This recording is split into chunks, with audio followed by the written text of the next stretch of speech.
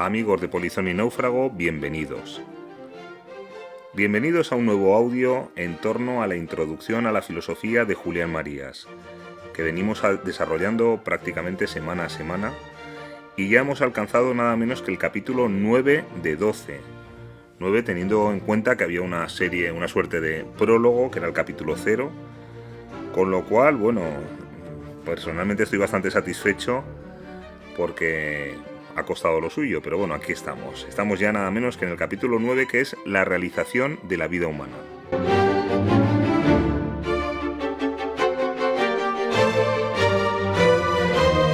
¿Y qué decir a este respecto? Lo primero, que ya lo hemos visto, que la vida es un quehacer, pues no se me da hecha. Esto no significa que no tenga restricciones, que sea ilimitada, pues al realizarse, al determinarse, se limita. Es más, las posibilidades que se presentan son limitadas. Sin embargo, esto no implica un determinismo, sino que en última instancia se articula en una ilimitación, en una apertura que la hace singular. Vamos a tratar de ver esto.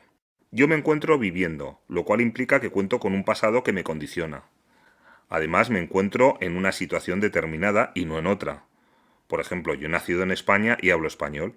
Este es mi punto de partida. Ello no implica que me vea inexorablemente adscrito a esta situación, pero si puedo cambiar es porque parto de la misma. En todo caso, siempre estoy en una situación concreta y no en las demás. Como la situación en que me encuentro tiene un número restringido de ingredientes, careciendo de todos los demás, ello afecta al repertorio de posibilidades de mi vida, que están condicionadas por esos ingredientes limitados, presentándoseme lo que no está a mi alcance como imposibilidades. Por ejemplo, yo puedo ser piloto de carreras, pero no puedo ser faraón del antiguo Egipto ni ameba en el fondo del mar. Conviene recordar que las posibilidades no me son dadas sin más, sino que se constituyen como tales cuando mi proyecto vital se enfrenta con las facilidades o dificultades que la circunstancia me presenta. Si, por ejemplo, mi proyecto vital es ser explorador, al modo de Heródoto, descubrir un mapa olvidado en una biblioteca abrirá ante mí una posibilidad. Mientras que si poseo una tienda de antigüedades, dicho descubrimiento presentará ante mí una posibilidad completamente distinta, la de un producto para vender. En todo caso, los propios proyectos vitales son finitos, aunque indefinidos, pues quedan abiertos a la posibilidad de innovar. Lo positivo de estas limitaciones es que vivir consiste en hacer algo concreto y no otra cosa, de modo que la limitación es la forma misma de la vida efectiva, de la vida realizada. Imagino que todos conocemos algún caso de esa persona que pretende tener siempre abiertas todas las opciones, por ejemplo en el amor, sin comprometerse con ninguna. El resultado final es una vida no realizada, frustrada, pues a causa de su falta de concreción queda sin vincular con nadie. Es como aquel que no prueba un bocado en un gran banquete porque teme que al comer de esto le quite el apetito para todo lo demás, de modo que al concluir el festín se ha quedado en ayunas. Y es que la propia vida es temporal, lo que la convierte en limitada. Además, la anticipación de la muerte nos lleva a dotarla de una figura que se manifiesta en la edad.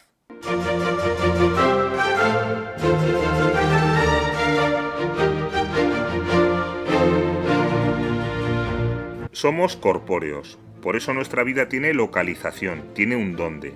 Y no es que el hombre tenga un cuerpo, sino que es corpóreo. Ojo, que tampoco esto significa que sea un cuerpo. Somos una unidad. Por eso hablar de alma y cuerpo, o de res cogitans y res extensa, o de cualquier otra disociación, como si fuéramos lo uno y tuviéramos lo otro, es un error. Hemos visto que soy un proyecto vital que se realiza en vista de una circunstancia. Yo soy yo, proyecto, y mi circunstancia. Cuerpo y psique no se identifican con el yo que somos cada uno de nosotros. Tampoco el yo, proyecto, se identifica con el hombre, entendido el hombre precisamente como realidad psicofísica. Hombre, cuerpo y todo lo demás son ingredientes de la realidad que es la vida humana. Dice Marías, abrimos comilla, la circunstancialidad de la vida humana acontece, pues, en el modo de la corporeidad. El elemento de la circunstancia más próximo a mí, tan próximo que en cierto sentido soy yo mismo, es mi cuerpo. Se entiende, mi cuerpo animado, mi cuerpo con su dimensión psíquica. Precisamente a través de él y en virtud de él me es presente el mundo, del cual por lo demás formo parte. Cierro comillas.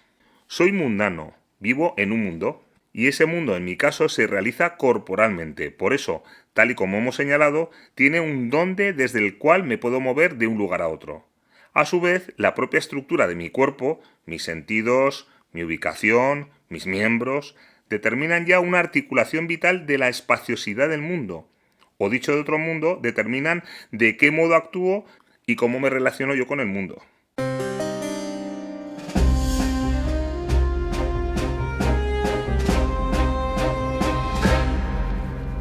Hago un pequeño alto aquí para hablar de un concepto que no aparece en la introducción a la filosofía, pero que Marías desarrollará en su filosofía y que va a ser muy importante en su pensamiento, y es el de instalación, el concepto de instalación.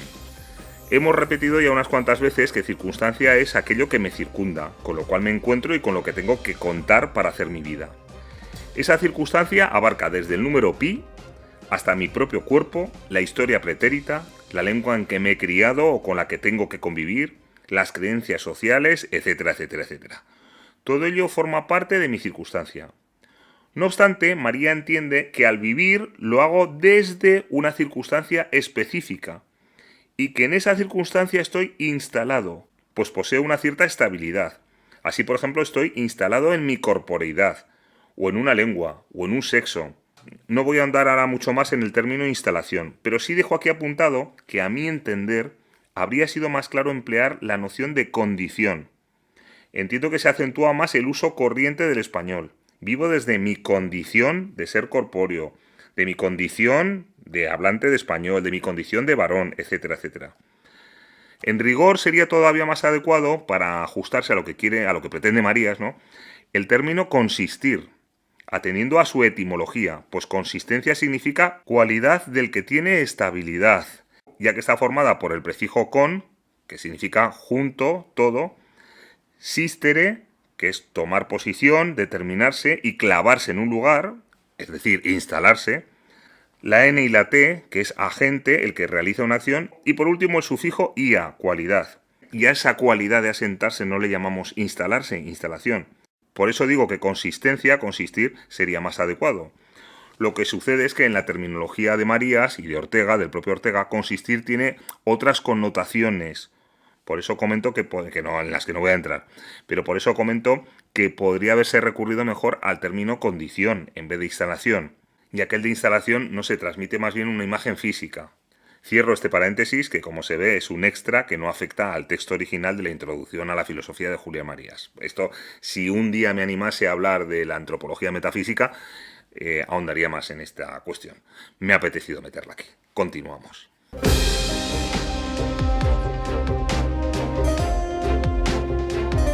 Hemos visto que al hombre se le abren múltiples posibilidades entre las cuales tiene que elegir. Dichas posibilidades no son un puro dato con el que me encuentro, sino que tengo que inventarlas en vista de mi proyecto. Las posibilidades son múltiples, pues si solo se diera una única posibilidad sería una forzosidad, una determinación, no sería una posibilidad, sería una imposición. Por eso cuando alguien quiere justificar una acción impropia acostumbra a decir no tenía otra elección, no nos quedaba otro remedio que, como diciendo que no ha habido posibilidades sino una única opción. Esto en política es muy frecuente, pero no solo en política. Al que le pillan en algo, pues no tenía otra elección. Bueno, si no tenías otra elección parece que es un determinismo.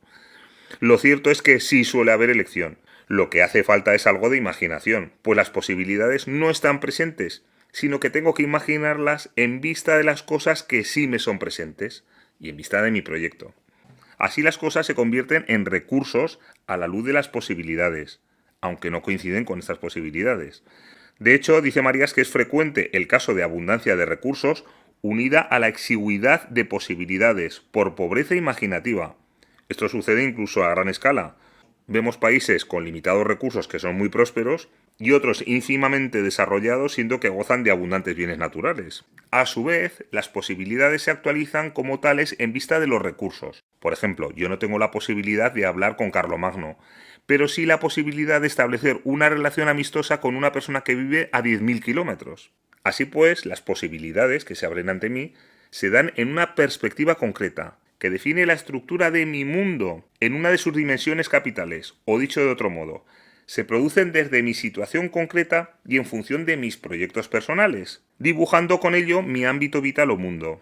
un análisis suficiente de una vida implica el conocimiento del sistema dinámico de sus posibilidades, dice María, tanto en la vida individual como en la colectiva.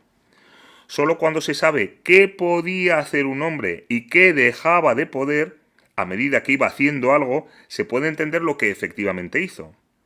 En los proyectos hay que distinguir los originales, que son los minoritarios, aquella persona que ha iniciado su propio proyecto, su propia iniciativa realmente auténtica, y abarcan desde las ocurrencias hasta la vocación, de aquellos recibidos, meramente recibidos, que van desde el tópico hasta aquel que hacemos nuestro, que aunque ha sido recibido lo asumimos y lo tomamos como nuestro propio proyecto personal.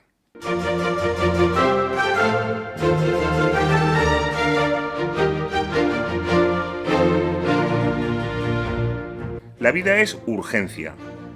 Tenemos que elegir entre diversas posibilidades en cada instante de forma imaginativa e innovadora. Y ello desde una constitutiva libertad. Por eso cada vez que elegimos queda un halo de posibilidades relegadas o excluidas. De ahí que no se entienda el menor acto humano si no se tiene presente la situación de su autor. Si no se atendiese más que a lo que ha hecho, a lo decidido, mi conducta sería imprevisible y en ocasiones monstruosa. Vamos a poner un ejemplo, el accidente aéreo famoso del equipo de rugby en los Andes en 1972, ¿no? Si desprovisto de toda contextualización decimos que un grupo de jóvenes decidieron practicar el canibalismo, pensaremos que se trata de una actitud espantosa. Pero si lo ponemos en su circunstancia real, con su situación límite a vida o muerte, nuestra valoración será muy distinta. Solo esta presencia de la situación y de las posibilidades que desde esta situación se dan, se hace comprensible un acto humano.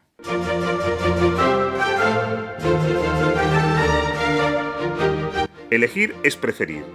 Es pues una acción intrínsecamente relativa, en que se considera no solo lo preferido, sino también lo postergado.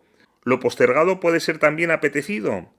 Al igual que lo elegido no tiene por qué ser deseable, tal y como queda patente en el mencionado caso del accidente de los Andes, en que acaban eligiendo algo que no es deseable. En principio a nadie le apetece comer carne de una persona que ha sufrido un accidente contigo. La vida, que consiste en preferir, solo es posible a costa de renunciar. Al elegir una vida renunciamos a todas las demás. Y esta es la forma más profunda de limitación. María da mucha importancia al deseo, que orienta nuestra acción y anima la decisión o determinación que ejerce nuestra vida. Y es que no basta con imaginar, sino que para que haya posibilidades y no solo capacidades es preciso el deseo. Nuestras decisiones se apoyan en una justificación, en un porqué y en un para qué. Por eso vivir es encontrar el sentido.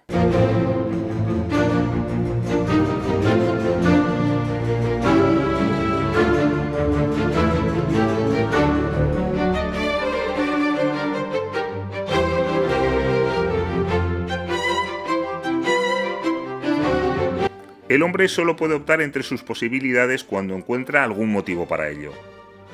En dicha elección entra en juego la vida humana como totalidad, es decir, necesito justificarme, apoyarme en un porqué y para qué en función de mi pretensión general. Y es que, como ya vimos, mi pretensión forma parte de la situación en que me encuentro, ya que es dicha pretensión la que le confiere efectivo carácter de situación. Vimos cómo mi situación ante un río difiere en función de que mi pretensión sea pasar al otro lado, beber agua o recorrerlo. Al elegir podemos acertar o errar. En caso de errar en cuestiones fundamentales, el apartamiento de nuestro verdadero camino nos conduce a una vida inauténtica. Y es que la inautenticidad es la forma humana de no ser, y nos acecha sin cesar. Por eso hemos de tratar de darnos cuenta de lo que hacemos, de dar razón de ello, pues la vida misma es razón. Como ha quedado apuntado, cada elección nos abre a determinadas posibilidades privándonos de otra, lo cual subraya su gravedad, máxime teniendo en cuenta la finitud de nuestra vida. El tiempo es irreversible, salvo que tengas un DeLorean con un condensador de flujo, claro está.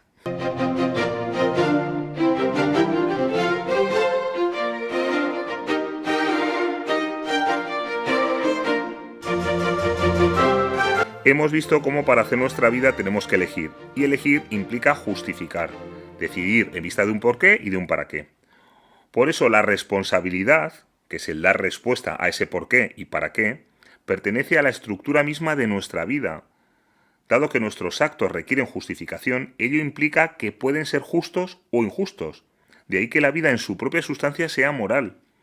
Marías distingue actividades que son mecánicas y de las cuales no soy responsable, yo no soy responsable de cómo funciona mi sistema digestivo, por ejemplo, de haceres, que son lo que yo hago por algo y para algo, por lo que soy responsable de ellos.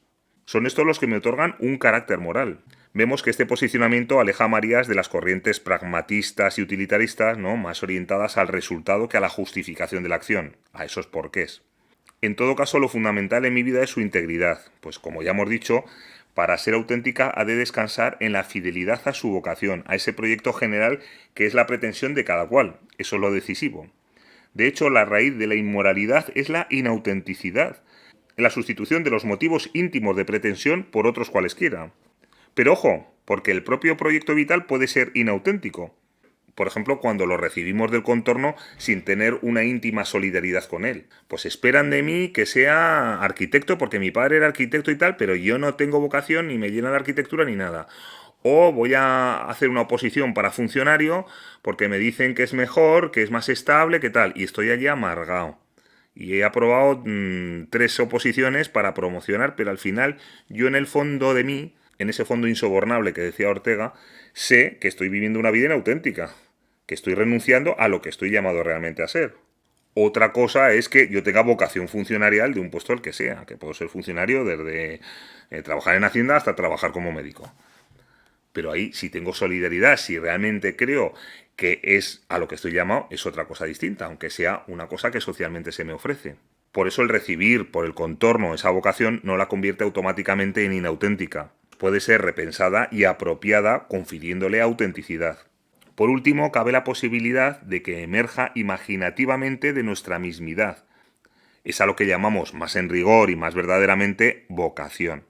Yo hay un caso de vocación que me parece de manual, que es el de Félix Rodríguez de la Fuente, ¿no?, que es capaz de resucitar la cetrería más de 150 años después de que hubiera desaparecido, por pura vocación. Es decir, tiene que imaginar cómo va a ser la cetrería, un arte que había desaparecido, recrearla y refundarla y empezar a hacerla funcionar de nuevo. Bueno, pero este es un ejemplo simplemente. En todo caso, la moralidad afecta en último rigor a esa pretensión misma del hombre. Como la vida humana es circunstancial, se desenvuelve en una realidad concreta, y la pretensión del hombre solo tiene sentido en vista de esa circunstancia concreta, la primera necesidad moral es hacerse cargo de la circunstancia en que me encuentro, lo que significa tenerla presente en su integridad y en su perspectiva justa.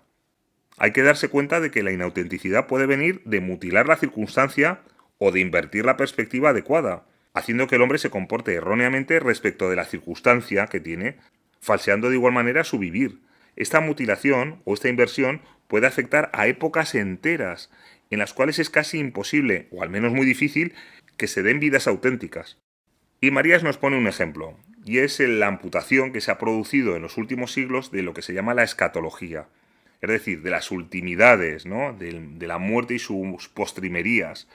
Por eso Marías afirma, y leo entrecomillado: ya esto permite ver la radical insuficiencia de toda moral que no sea además una moral de ultimidades. El no ver esto ha lastrado de esterilidad los intentos de la ética de las 3 últimas centurias. Pero para contar con la circunstancia íntegra, hemos de tener en cuenta que no está ahí presente en una patencia inmediata, visible, sino que en su mayor parte está latente y hay que descubrirla.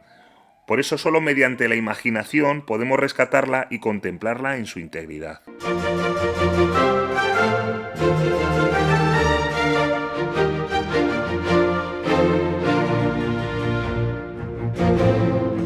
La vida es anticipación, por lo que tiene que ser previvida imaginativamente. Pero la imaginación no parte de la nada, sino de la realidad que encontramos. ¿Y qué realidad es esa? Pues en primer lugar, las figuras que nos ofrece el mundo social que nos rodea y a las cuales hay que aplicar la imaginación para recrearlas, pues no están ante mí de forma acabada y totalmente presente. Esos esquemas son abstractos por ser genéricos.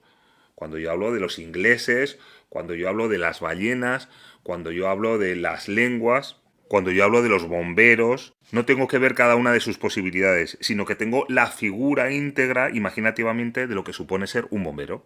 La imaginación interviene también para pasar de la mera captación de los proyectos como ajenos a su apropiación como míos. Para ser yo hincha de un determinado equipo de fútbol, por ejemplo, necesito hacer mío ese proyecto. imaginativamente. Otra función de la imaginación es proporcionarme un esquema general en vista de un proyecto integral. Dice Marías, la autenticidad de la vida se mide por la radicalidad de la elección entre sus posibilidades. Cuando la imaginación es deficiente, o bien cuando se contempla la circunstancia mutilada, eligiendo dentro de un horizonte más angosto de lo real, o también cuando falta una comprensión imaginativa adecuada de la propia pretensión, uno se adhiere tibia y débilmente al esquema elegido, y la vida resulta así dotada de un grado inferior de realidad. En todo caso, esos esquemas que me encuentro, que me ofrece la sociedad y a los cuales a menudo me adhiero, fueron creados en su momento por una persona, por un hombre o por una mujer, de forma auténtica, pero luego se perpetuaron y se asumieron socialmente. Por eso, si quiero tener una vida auténtica, he de imaginarla personalmente, pues la vida se hace a sí misma incluso como posibilidad.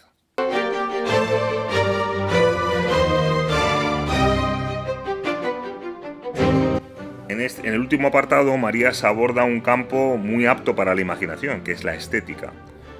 Comienza afirmando que el primer objeto en el que descubrimos lo bello es el cuerpo humano. De hecho, habitualmente se han considerado dos grupos de objetos bellos. Uno, aquellos dados, como una flor o el rostro de una mujer. Y dos, los hechos o realizados por el hombre, como un cuadro, una sonata o una catedral. La estética se ha movido en uno de esos dos ámbitos o en la relación de ambos. El cuerpo humano es de por sí un aparato de significación. En él nos expresamos nuestro proyecto. Es decir, el cuerpo humano es ya una obra artística. De hecho, la vida entera parece como provista de una dimensión estética que le es esencial. El arte amplifica aquello que somos, nuestro horizonte. Es un esencial divertimento, dirá Marías.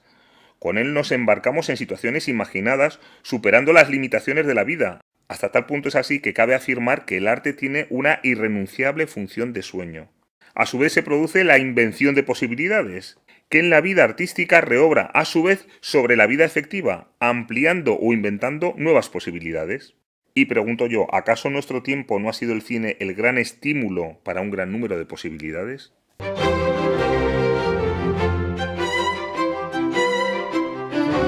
Para concluir, decir que nuestro proyecto vital, al materializarse, tiene que envolver el mundo en que se ha de realizar. Esto es nuestro mundo social e histórico. Todo proyecto nace de una situación histórica, pero a su vez tiende a alterarla en función de sus pretensiones imaginativas, pues aspira a adecuarlo a las mismas. Y hasta aquí, amigos, el 9º capítulo de la Introducción a la Filosofía de Julián Marías.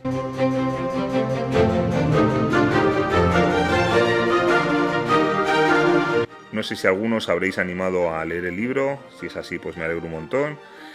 Y en cualquier caso pues seguiremos con los 3 capítulos que nos quedan, el 10, el 11 y el 12. Y como adelanté en algún momento, quiero hacer un vídeo así de despedida, ya apareciendo cara a cara. Pero bueno, ya llegará, para explicar algunas cosillas de cómo ha sido este proceso. Que tengáis unos buenos días, sed felices y hasta pronto, polizones.